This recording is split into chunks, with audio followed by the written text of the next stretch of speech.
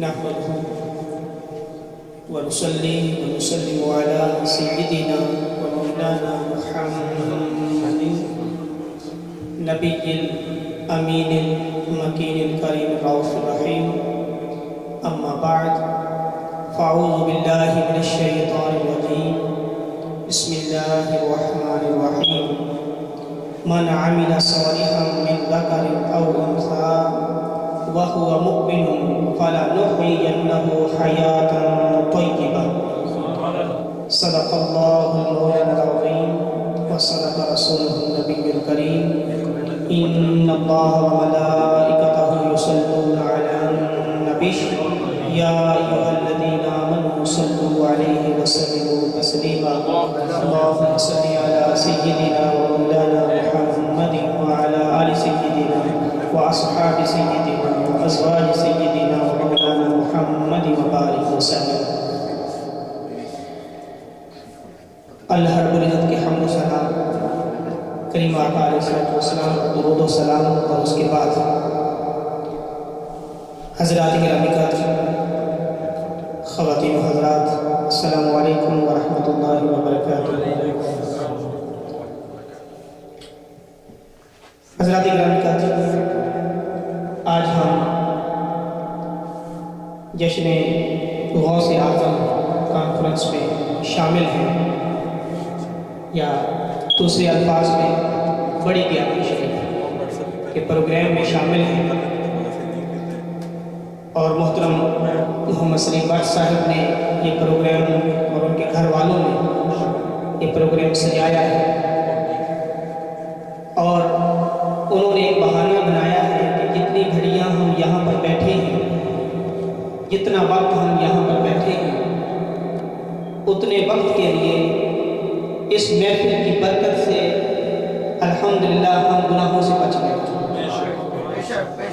اور آج کی اس تاریک رات میں اس نورانی محفل میں بیٹھ کر اپنی تاریک رات کو روشن کر رہے ہیں. اور ماشاءاللہ آج کی یہ جو محفل، یہ پروگرام، ایک سید زادہ بھی ہمارے پاس موجود ہے، ہم ان کی زیارت بھی کر رہے ہیں.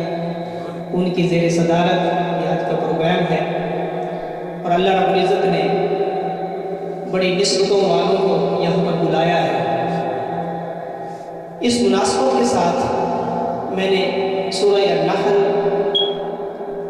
اس کی ایک آیت کا تھوڑا سا حصہ میں نے تلاوت کیا ہے. اسی آیت کو تھوڑا سا ہم سمجھنے کی کوشش کریں گے، جس میں اللہ رب العزت نے ایک فلسفہ سمجھایا ہے. ارشاد فرمایا من عمل صالحا من ذکر او انثی، فرمایا جو کوئی بھی کوئی اچھا عمل، نیک عمل، گڈ ڈیڈ کوئی کرتا ہے،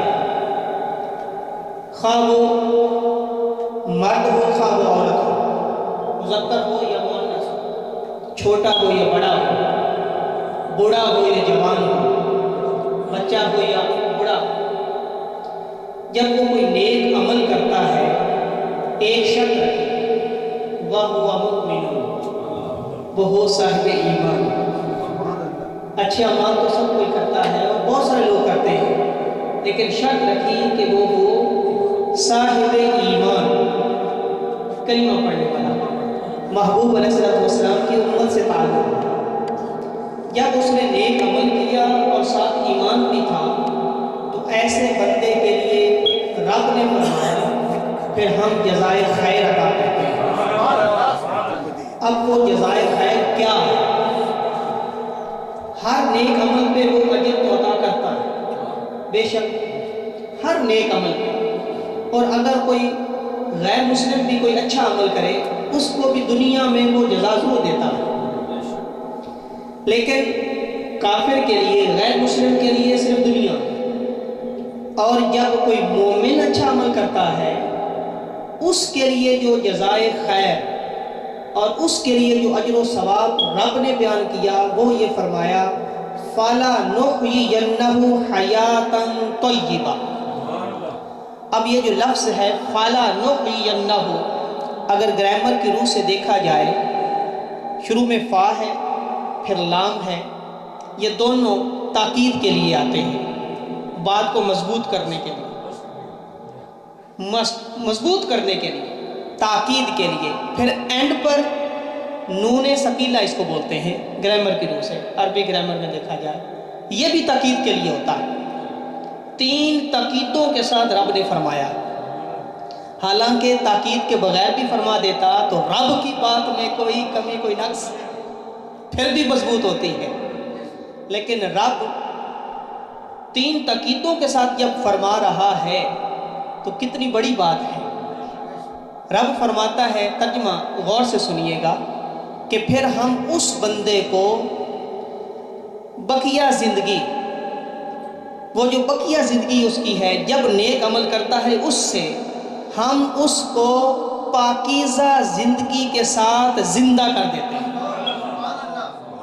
زندگی تو ہر ایک کی ہے، زندگی ہر ایک کی ہے، لیکن اس بندے کو ہم صرف پاکیزہ زندگی دیتے نہیں بلکہ پاکیزہ زندگی کے ساتھ زندہ رکھتے ہیں، جو حضور شیخ الاسلام پروفیسر ڈاکٹر محمد طاہر القادری صاحب نے ترجمہ کیا ہے کہ اس کو ہم پھر پاکیزہ زندگی کے ساتھ زندہ رکھتے ہیں، زندہ کر دیتے ہیں۔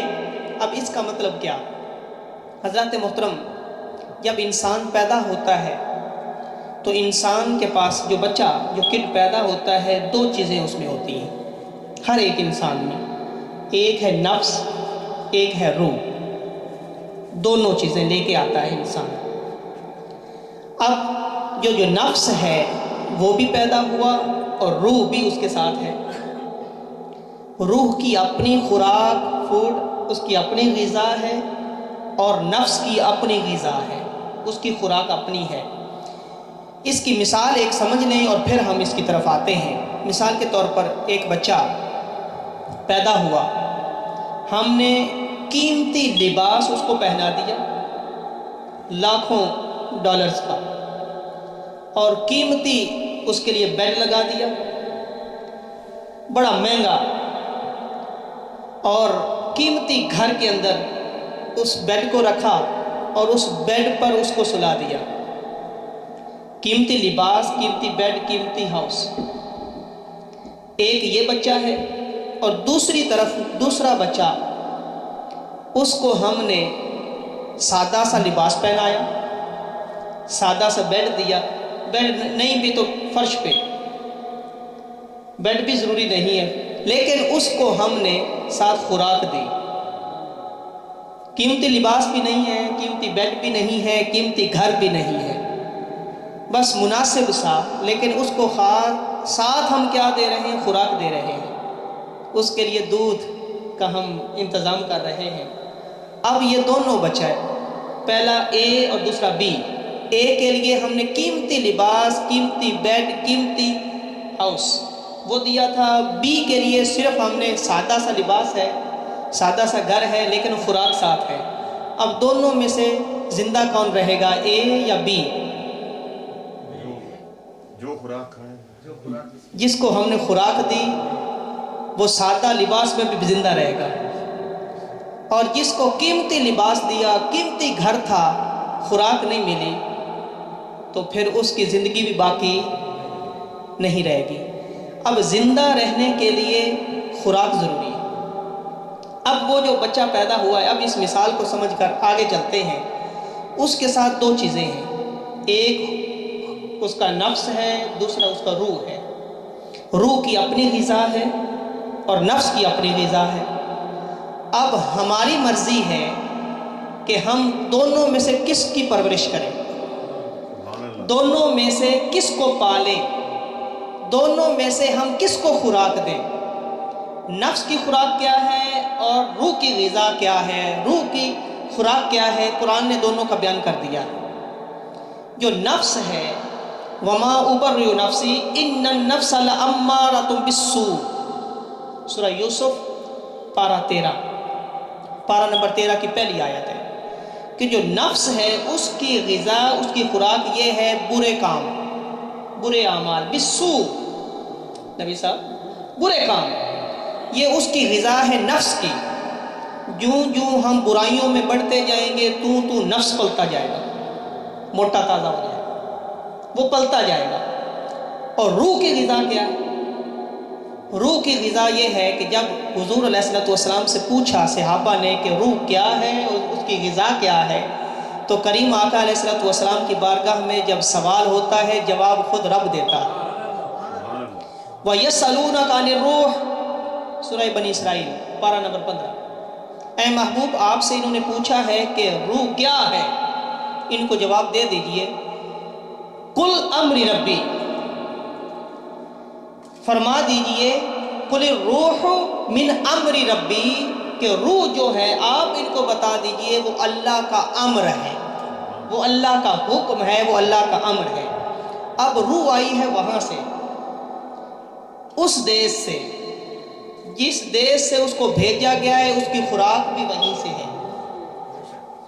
اب اس دیش کے ساتھ اس کی خوراک کا تعلق ہے، اس دیش کے ساتھ اس کا کنیکشن ملانا ہوگا۔ جب اس دیش کے ساتھ اس کا کنیکشن ملتا ہے اور یہ عبادات کے ساتھ ملتا ہے، یہ نسبتوں سے ملتا ہے، جب نسبت قائم ہوتی ہے، اس کی مثال اس طرح سمجھ لیں۔ مثال کے طور پر یہ سائنس کی ایک جدید مثال عرض کرتا ہوں۔ ہم یہاں پر کمپاس رکھیں، اس کی دو سوئیاں ہوتی ہیں، وہ سوئیاں دونوں گھوم کر، کمپاس کی سوئیاں دونوں گھوم کر فوراً کدھر کو ہو جاتی ہیں؟ North and south. وہ جو نارتھ اینڈ ساؤتھ پولز ہیں اس کی طرف فوراً سوئیاں، کیوں؟ نارتھ اور ساؤتھ پول کے ساتھ ان سوئیوں کا، وہ جو سوئیاں کمپاس کی ہیں ان کی ایک نسبت اور تعلق ہے، کنیکشن ہے، فوراً گھوم کے ادھر ہو جائیں گے۔ عام سوئیاں رکھیں کوئی خبر نہیں، عام سوئیاں کوئی پتہ نہیں گھومیں گی، لیکن وہ جو کمپاس کی سوئیاں ہیں ان کا ایک کنیکشن ہے، جہاں پر مرضی رکھیں گھوم کر نارتھ اور ساؤتھ، یہ ان کا کنیکشن ہوتا ہے۔ تو جس روح کا کنیکشن، یہ جو کمپاس تھا نا، اس کی سوئیوں کا جو مرکز، جو کنیکشن کا مرکز تھا وہ تو نارتھ اور ساؤتھ پولز ہیں، اور جو روح کا کنیکشن رب نے رکھا ہے وہ مدینہ میں رکھا ہے۔ نارتھ اور ساؤتھ تو دو پول ہیں نا، اور جو روح کی کنیکشن کا اللہ نے ذریعہ بنایا ہے وہ صرف ایک ہے، وہ گنبد خضراء میں ہے۔ اپنی روح کا تعلق وہاں جوڑنا ہوگا۔ جب وہاں روح کا تعلق جڑتا ہے، اور وہ جڑتا کیسے ہے؟ وہ محبت سے جڑتا ہے۔ محبت کے بغیر عبادات کتنی کرتے جائیں، محبت کے بغیر عبادات کریں گے تعلق نہیں جڑے گا۔ عبادات، نمازیں پڑھتے جائیں، روزے رکھتے جائیں، قرآن پڑھتے جائیں، کیوں؟ وہ سارے کچھ ضائع، کیونکہ منافقین بھی کرتے تھے، نماز بھی پڑھتے تھے، روزے بھی رکھتے تھے، حج بھی کرتے تھے، سب کچھ کرتے تھے، لیکن رب نے فرمایا ان المنافقین فی الدرک الاسفل، منافق ان ساری عبادات کے باوجود دوزخ کے سب سے نیچے والے گڑھے میں ہوں گے۔ کہاں گئی نمازیں؟ کہاں گئے روزے؟ کہاں گئے ان کی عبادات، حج، زکاتیں کہاں گئیں؟ ایک ہی وجہ تھی۔ وجہ کیا تھی؟ وہ جو محبت کا تعلق ہے وہ نہیں، اور جب محبت کا تعلق بن جاتا ہے روح پھر زندہ ہوتی ہے، روح پھر زندہ ہوتی ہے جب محبت والا تعلق ہوتا ہے۔ اب ادھر دیکھیے، ایک یہودی بچہ ہے، مسلم شریف کی حدیث مبارکہ ہے، مسجد نبوی میں آیا کرتا ہے، ابھی کلمہ نہیں پڑھا، آ کر جوتوں والی جگہوں پہ کھڑا ہو جاتا ہے۔ حضور علیہ الصلوۃ والسلام تشریف لاتے ہیں، صرف ایک عمل کرتا ہے، جب حضور تشریف لائیں جوتے اٹھا کر سینے پہ لگا لیتا ہے۔ اللہ اکبر! جب حضور تشریف لاتے ہیں جوتے اتارتے ہیں، جوتے اس بچے نے اٹھائے، سینے پہ لگائے، مناسب جگہ پہ رکھ دیا۔ حضور علیہ الصلوۃ والسلام فارغ ہوئے، دیکھتا رہتا ہے، ادھر کھڑا ہے، اور کچھ نہیں، اس کو تو وضو کا بھی نہیں پتا، یہودی ہے، جو ہے، اس کو تو کچھ نہیں پتا، نماز کا کچھ نہیں پتا، صرف ایک عمل ہے اس کے پاس۔ وہ کیا کرتا ہے؟ जूते उठाता है, मुनासिब जगह पे रखता है। हुजूर अलैहिस्सलाम जब वापस जाने लगते हैं, जूते उठाता है, सामने रख देता है, हुजूर पहन लेते हैं। बच्चा भी चला गया, हुजूर भी चले गए, तशरीफ ले गए सल्लल्लाहु अलैहि वसल्लम। बस एक अमल कर रहा है, कभी भी दीन में ज़बरदस्ती नहीं, आपको पता है। और कभी भी हुजूर अलैहिस्सलाम ने ज़बरदस्ती नहीं फरमाया कलमा पढ़,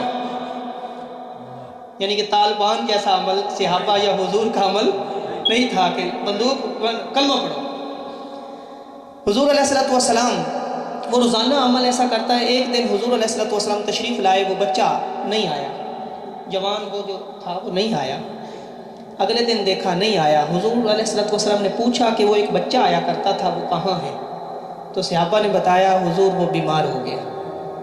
हुजूर अलैहिस्सलाम फरमाने लगे चलो फिर उसकी इयादत करके आते हैं।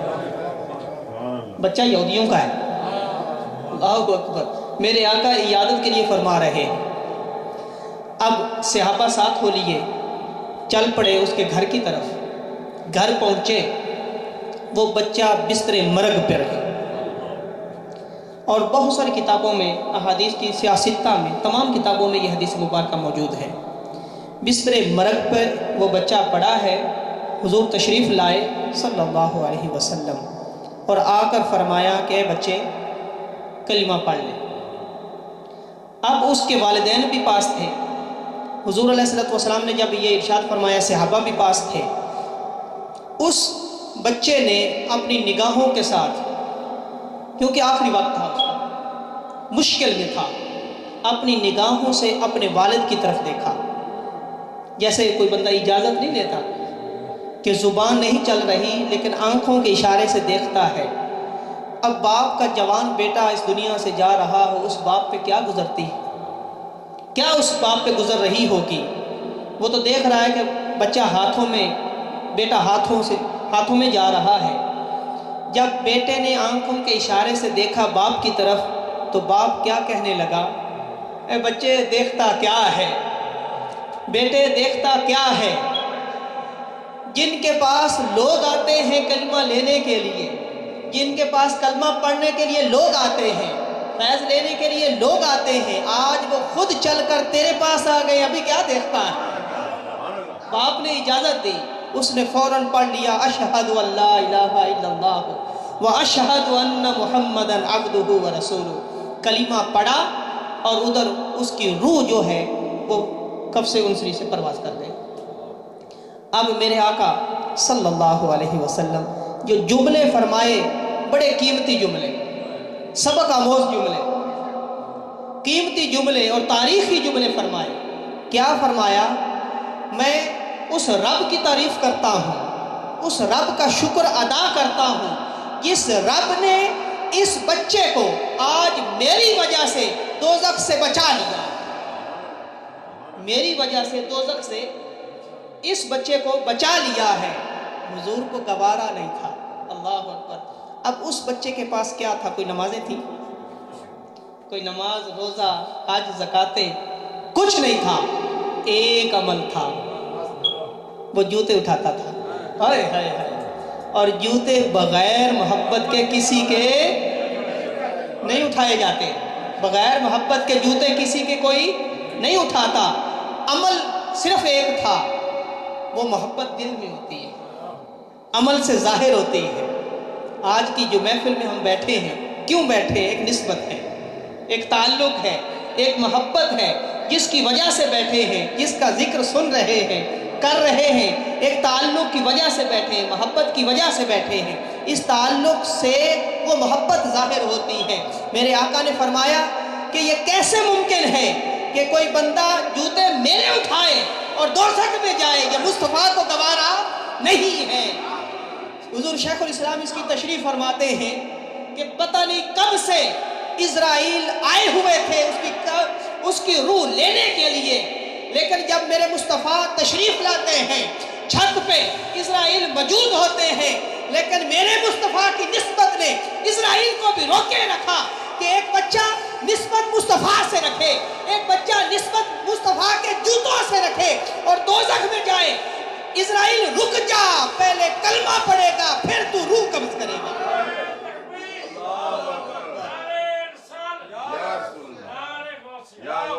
अब उस بچے نے کیا کیا تھا؟ ایک عمل تھا، محبت۔ محبت سے تعلق پیدا ہوتا ہے۔ اب جب تعلق پیدا ہوتا ہے وہ ہوتا ہے روحانی، اور جو نفس کے پجاری ہیں انہیں کوئی خبر نہیں۔ جو نفس کے پجاری ہیں، جنہوں نے پالا ہی نفس کو ہے، ان کو کوئی خبر نہیں ہے وہ روحانیت یہ کیا ہوتا ہے، ان کی سمجھ کی بات ہی نہیں ہے، یہ ان کا سبجیکٹ ہی نہیں ہے، یہ ان کا سبجیکٹ نہیں ہے۔ تو جس نے نسبت کو، اس روح کو پالا ہوتا ہے، وہ اپنی روح کو زندہ رکھتے ہیں۔ اب ہمارے پاس ہیں دونوں، آپ چاہے تو روح کو پالتے رہیں اور خوراک دیتے رہیں، نسبت کی خوراک، محبت کی خوراک، عبادات کی خوراک دیتے رہیں تو روح پلتی رہتی ہے، روح موٹا تازہ اس صورت میں ہو جاتی ہے۔ اگر نفس کو پالیں گے تو پھر صرف نفس پلتا ہے۔ پھر حضرات محترم، جب آخری وقت ہوتا ہے، اگر روح کو پالتے رہیں تو نفس مر جاتا ہے، نفس مر جاتا ہے روح کو پالے تو۔ لیکن اگر نفس کو پالتے رہیں، روح مرتی نہیں ہے لیکن کمزور ضرور ہو جاتی ہے، کیونکہ رب نے قرآن میں فرمایا ہے کل نفس ذائقۃ الموت، نفس کو موت ہے، روح کو موت نہیں ہے۔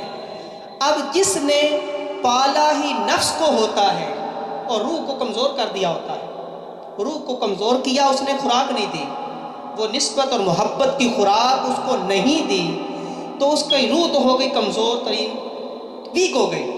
اور نفس کو اس نے پالا تھا۔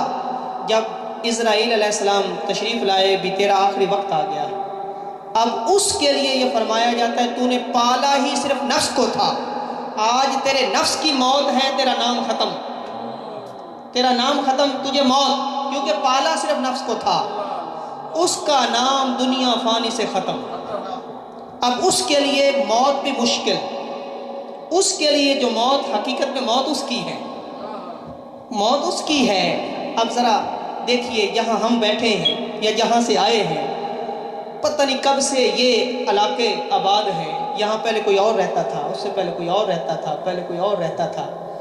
اپنے آباء و اجداد کو دیکھیں، ہم اوپر کتنی پیڑھیوں تک، کتنے خاندان تک، پیر صاحب کتنے لوگوں کو اوپر، باپ دادا پر دادا، لکڑ دادا، چکڑ دادا، کتنے لوگوں تک فور فادرز کو ہم جانتے ہیں، جانتے کتنے تک ہیں؟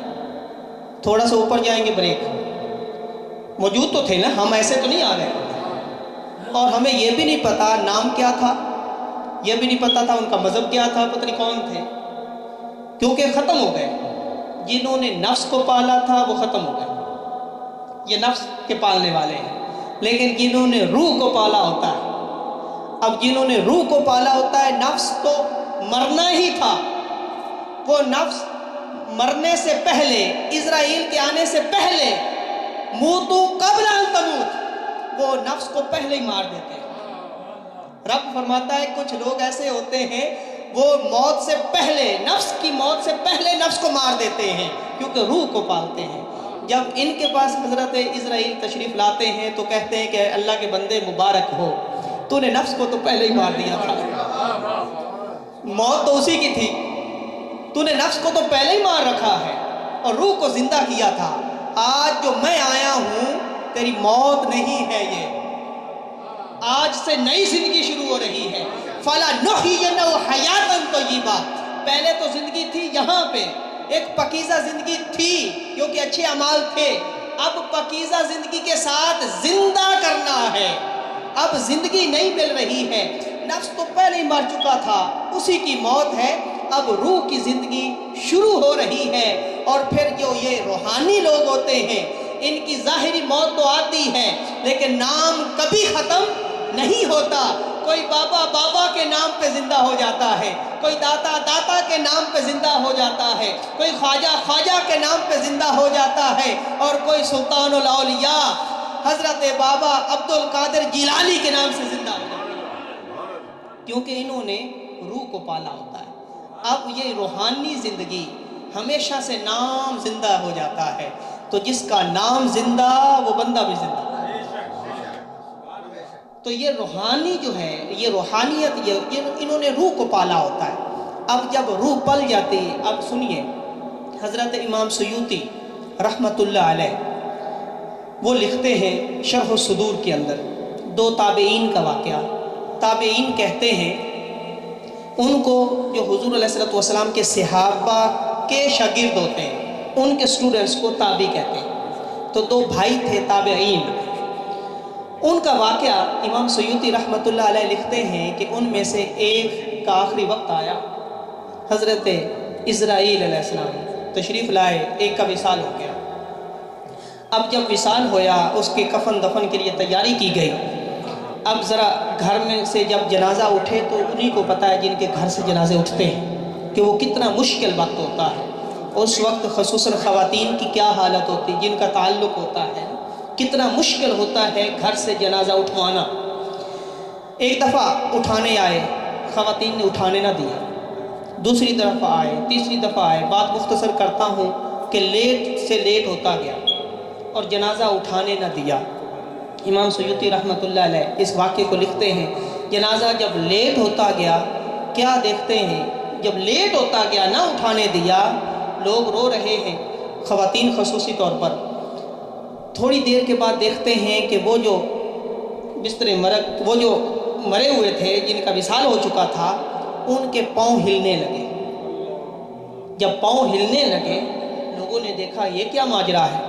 تھوڑی دیر کے بعد دیکھا تو وہ اٹھ کے بیٹھ گئے اور اٹھ کر بیٹھتے ہیں ایک ہی جملہ کہا ہے, اپنے بھائی کو بلایا ہے, بھائی ادھر آؤ. بھائی آئے, کہتے ہیں کہ کیوں لیٹ کر رہے ہو, مجھے جلدی لے کر جاؤ. یہ جملہ کہا اور بھائی نے کہا کہ خیر ہے, کیا آپ کو قبر میں جانے کی جلدی ہے؟ اللہ اکبر. تو جواب کیا ملا؟ فرمایا بھائی قبر میں جلدی نہیں ہے, قبر کی جلدی نہیں ہے, بلکہ میں نے دنیا میں جس کے ساتھ نسبت بنائی تھی, دنیا میں میں نے جس کے ساتھ کنیکشن جوڑا تھا, جس کے ساتھ دنیا میں نے کنیکشن جوڑا تھا, جس کے ساتھ ایک تعلق قائم کیا تھا, جس کی خاطر دنیا میں نے رہا اور دنیا گزاری, دنیا میں جس کی خاطر کام کرتا رہا, جس دین کی خاطر کام کرتا رہا, آج وہ صاحب ایمان جن کی خاطر جن سے ملا تھا, ایمان ملا تھا, آج وہ خود میرے جنازگاہ میں پہنچے ہوئے ہیں. وہ وہاں پہ انتظار کر رہے ہوں, آپ مجھے یہاں پر لیٹ کر رہے ہیں, لہذا جلدی کیجئے. یہ فرمایا پھر سو گئے. اللہ اکبر. اب جن کا کنیکشن جڑا ہوتا ہے نا, جن کا کنیکشن جڑ جاتا ہے, نسبت جڑ جاتی ہے, ان کے لیے پھر وہ جنازہ پڑھنے بھی تشریف لایا کرتے ہیں. یہ ہے روحانیت. حضرات محترم, آخری بات میں سلطان الاولیاء حضرت سیدنا عبد القادر جیلانی الحسنی والحسینی رضی اللہ تعالیٰ عنہ کی بات کر کے ڈائلسس پہ ہیں, وہاں سے ان کو لیں تو ان کے لیے خاص دعا کیجیے. اس لیے میں آیا ہوں, ان کے لیے بہت دعا کیجیے.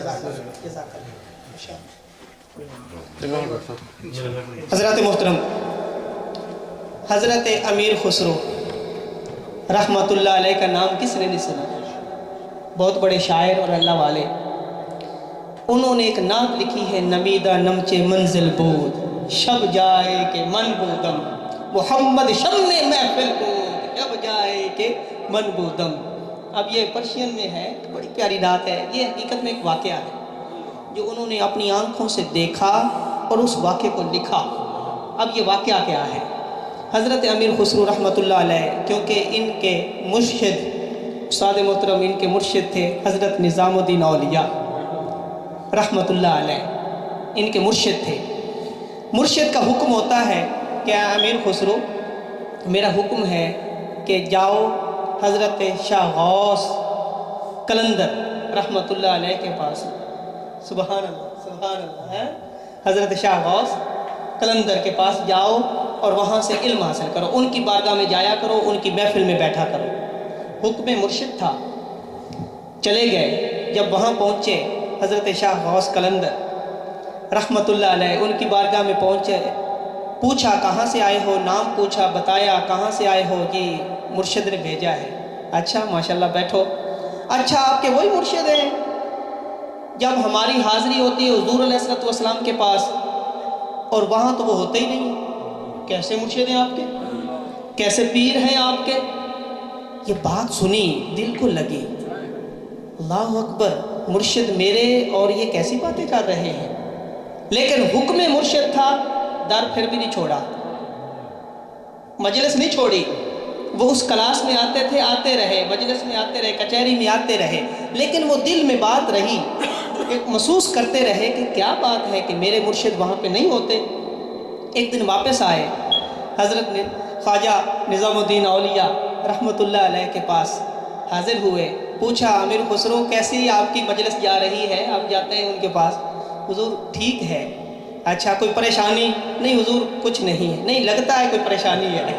اللہ اکبر، اب اندر سے کنیکشن تھا حضرت شاہ غوث اور ادھر نظام الدین اولیاء کا، اندر سے کنیکشن تھا، پتہ تھا کہ کیا بات ہے۔ پوچھتے ہیں کوئی پریشانی؟ حضور بس کچھ نہیں بتائیے۔ حضور وہ شاہ غوث فرماتے ہیں کہ حضور علیہ الصلوۃ والسلام کی کچہری میں جب سارے اولیاء جاتے ہیں تو آپ کے پیر ہوتے نہیں ہیں وہاں پہ، آپ کے مرشد ہوتے نہیں ہیں۔ حضرت نظام الدین اولیاء جب یہ بات سنی تو سنیے جواب کیا دیا۔ فرمایا کہ امیر خسرو اب اگر کوئی بات کرے نا شاہ غوث تو انہیں کہنا وہ کون سی مجلس ہے، کون سی کچہری ہے، آپ مجھے وہاں پہنچا دیں، میں خود تلاش کر لوں گا، میں خود تلاش کر لوں گا، مجھے آپ اس مجلس میں لے تو جائیں۔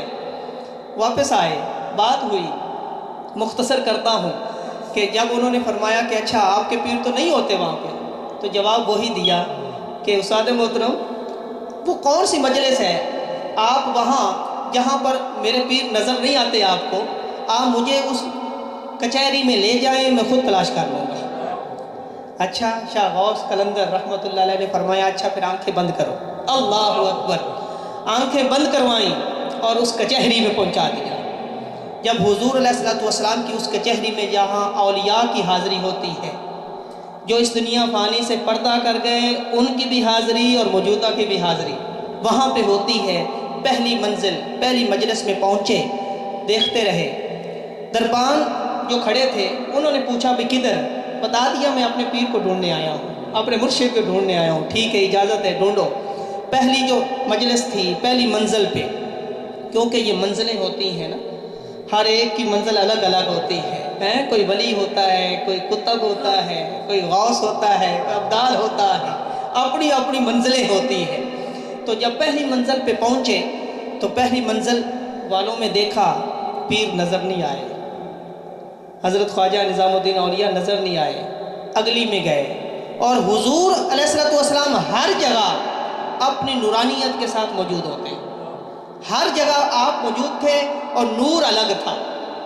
ہر ایک مجلس میں حضور علیہ الصلوۃ والسلام تشریف فرما ہے، لیکن نور اور آپ کا جو نور چمک رہا ہے وہ ہر منزل میں الگ ہے، ہر کچہری میں الگ ہے، ہر مجلس میں الگ ہے، کیونکہ جتنا زیادہ کوئی تعلق رکھتا ہے اس کے لیے اتنے پردے اٹھائے جاتے ہیں، اس کے لیے اتنے پردے اٹھاتے ہیں میرے حضور۔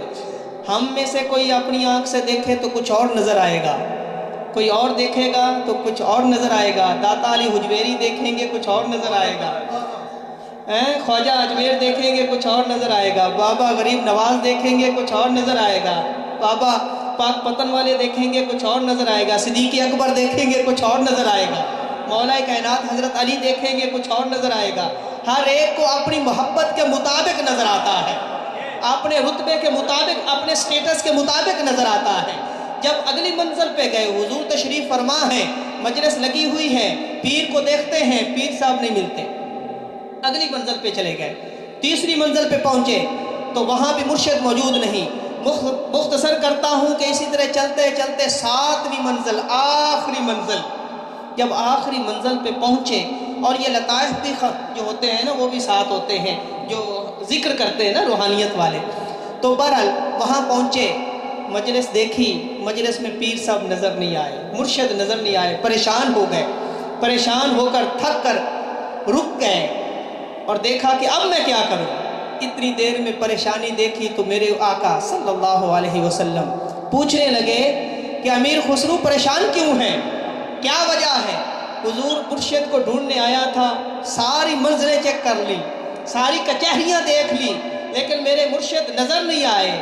تو میرے آقا فرمانے لگے کیوں پریشانی ہے؟ یہ تو وہ کچہری ہے کہ جو بھی سوالی آتا ہے جام بھر بھر کے لے کے جاتا ہے.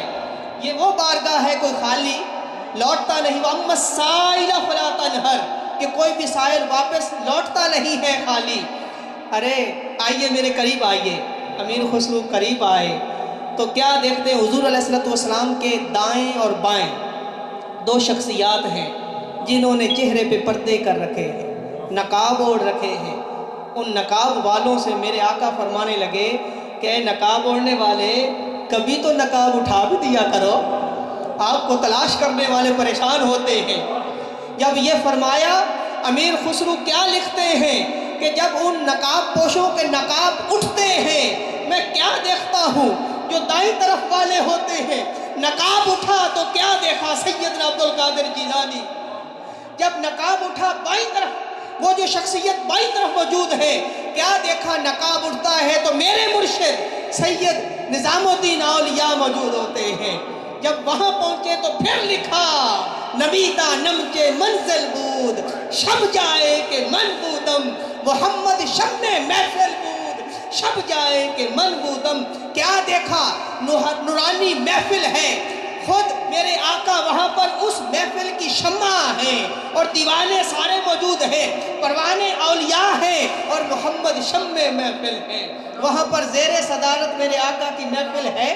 وہاں پر پہنچا تو یہ دیکھتا ہوں تو یہ ہے میرے سلطان الاولیاء امام الاولیاء حضرت سیدنا عبد القادر جیلانی الحسنی والحسینی. ان کا مقام و مرتبہ کہ حضور علیہ السلام کے دائیں پہلو میں موجود ہیں, ان کا آج ہم ذکر کر رہے ہیں. اللہ رب العزت کی بارگاہ میں دعا ہے کہ وہ ہمیں اولیاء سے پکی سچی نسبت عطا فرمائے. وما علینا الا البلاغ. اب ختم غوثیہ کے لیے اور قصیدہ غوثیہ کے لیے بلکہ اگلے سارے سلام دعا میں حوالے کرتا ہوں محترم محمد نوید قادری صاحب کے.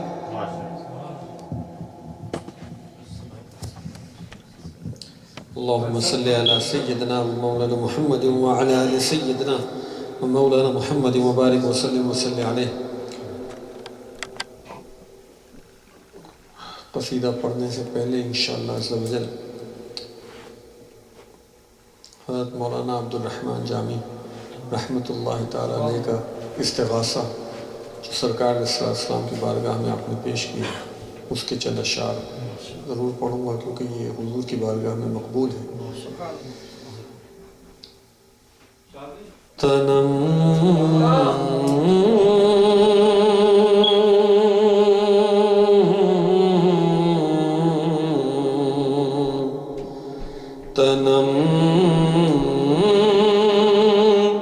فرسودہ جاں پارا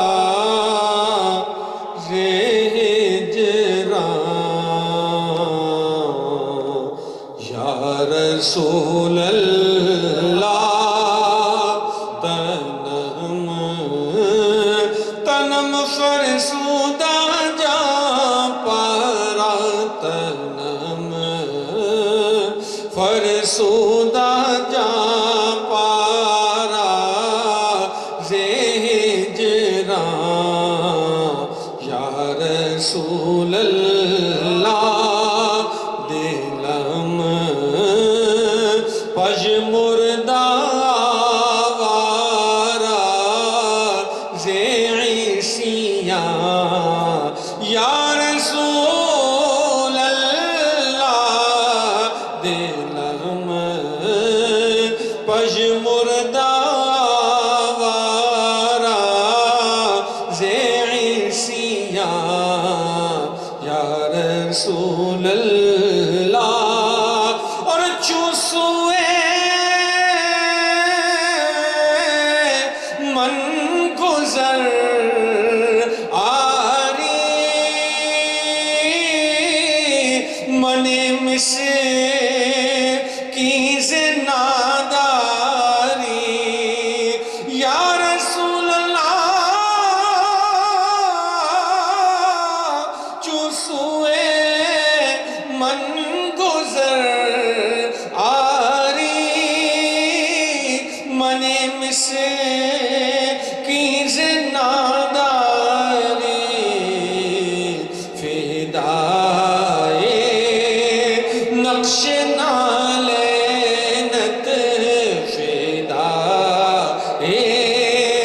نقش نالینت کونم جان یا رسول اللہ فدائے نقش نالینت کونم جان یا رسول اللہ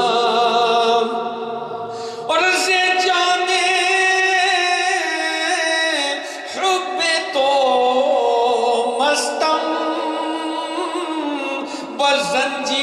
بزنجیر تو دل بستم یا رسول اللہ سے جانے حب تو مستم بزنجیر تو دل بستم نمی گو یم کے من ہستم نمی گو یم کے من ہستم سخندان یا رسول اللہ نمی گو یم کے من ہستم سخندان یا رسول اللہ اور ذکردان خوش ہے رانم سیاہ شد روز عصیانم ذکردان خوش ہے رانم سیاہ شد روز عصیانم پشیمانم پشیمانم پشیمانم پشیمانم پشیمان یا رسول اللہ پشیمانم پشیمانم پشیمان یا رسول اللہ اور چھپازو اے شفاعت را کشائی بر گناہگارا یا رسول اللہ چھپازو اے شفاعت را کشائی بر گناہگارا مکن محروم جامیرا مکن محروم جامیرا مکن محروم ہم سب را دران یا رسول اللہ مکن محروم جامیرا دران یا رسول اللہ تنم فرسودہ جا پارا رہجران یا رسول اللہ دلم پش مردہ بارا رعیسیان یا رسول اللہ اللهم صل على سيدنا ومولانا محمد وعلى آل سيدنا ومولانا محمد وبارك وسلم وصل عليه صلاة وسلام عليك يا سيدي يا رسول الله وعلى آلك وأصحابك يا نور الله انشاءاللہ عز و جل ختم غوثیہ شریف پڑھیں گے، اس کے بعد قصیدہ غوثیہ تو اس کو مختصراً پڑھیں گے، اور سب یہ بہت ہی ماشاءاللہ پاورفل غوثیہ ختم غوثیہ شریف ہے، اور حضور سیدنا غوث اعظم رضی اللہ تعالیٰ عنہ نے اس کے بعد جو قصیدہ پڑھیں گے انشاءاللہ وہ بھی بہت ہی، اور مشائخ کے معمولات میں سے شامل ہے پڑھنا اس کا انشاءاللہ تعالیٰ۔ میں پڑھوں گا اس کو مختصراً ختم غوثیہ شریف، اور میرے ساتھ ساتھ پڑھیں گے انشاءاللہ۔ پہلے الحمد شریف سب لوگ 3 دفعہ پڑھ لیں انشاءاللہ۔ بسم اللہ الرحمن الرحیم، الحمدللہ رب العالمین الرحمن الرحیم مالک یوم الدین ایاک نعبد و ایاک نستعین اہدنا الصراط المستقیم صراط الذین انعمت علیہم غیر المغضوب علیہم ولا الضالین آمین۔ بسم اللہ الرحمن الرحیم الحمد للہ رب العالمین الرحمن الرحیم مالک یوم الدین ایاک نعبد و ایاک نستعین اہدنا الصراط المستقیم صراط الذین انعمت علیہم غیر المغضوب علیہم ولا الضالین آمین۔ بسم اللہ الرحمن الرحیم الحمد للہ رب العالمین الرحمن الرحیم مالک یوم الدین ایاک نعبد و ایاک نستعین اہدنا الصراط المستقیم صراط الذین انعمت علیہم غیر المغضوب علیہم ولا الضالین۔ اللهم صل على سيدنا ومولانا محمد وعلى آل سيدنا ومولانا محمد وبارك وسلم وصل عليه۔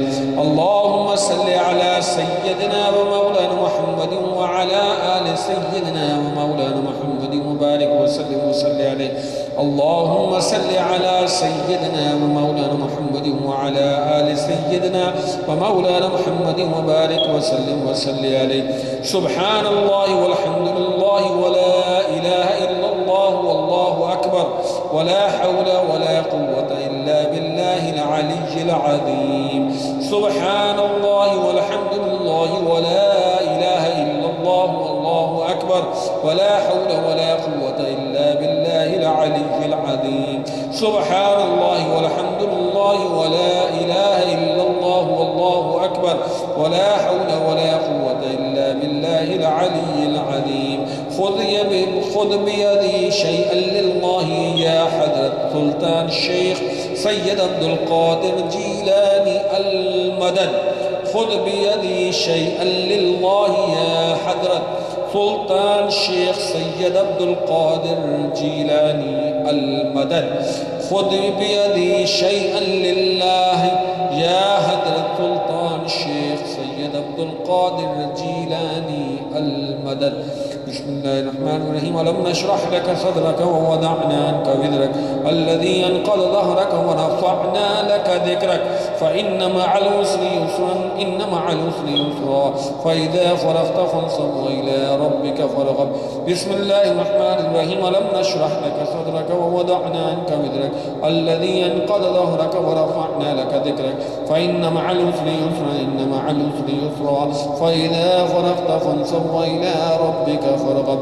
بسم الله الرحمن الرحيم،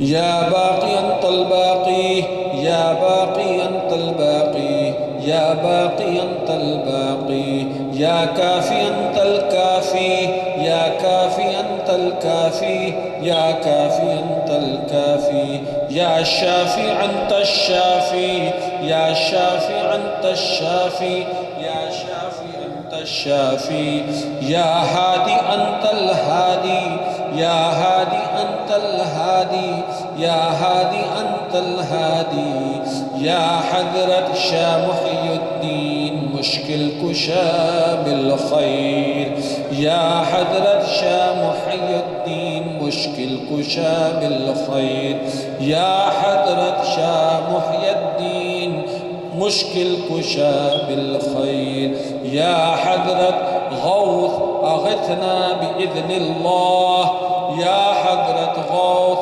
أغثنا بإذن الله يا حضرة غوث أغثنا بإذن الله سهل فسهل يا إلهي كل صعب بحرمة سيد الأبرار سهل فسهل يا إلهي كل صعب بحرمة سيد الأبرار سهل فسهل يا إلهي كل صعب بحرمة سيد الأبرار امداد کن از رنج و غم آزاد کن در دین و دنیا شاد کن در دین و دنیا شاد کن یا غوث اعظم دستگیر امداد کن از رنج و غم آزاد کن در دین و دنیا شاد کن در دین و دنیا شاد کن یا غوث اعظم دستگیر امداد کن از رنج و غم آزاد کن در دین و دنیا شاد کن در دین و دنیا شاد کن یا غوث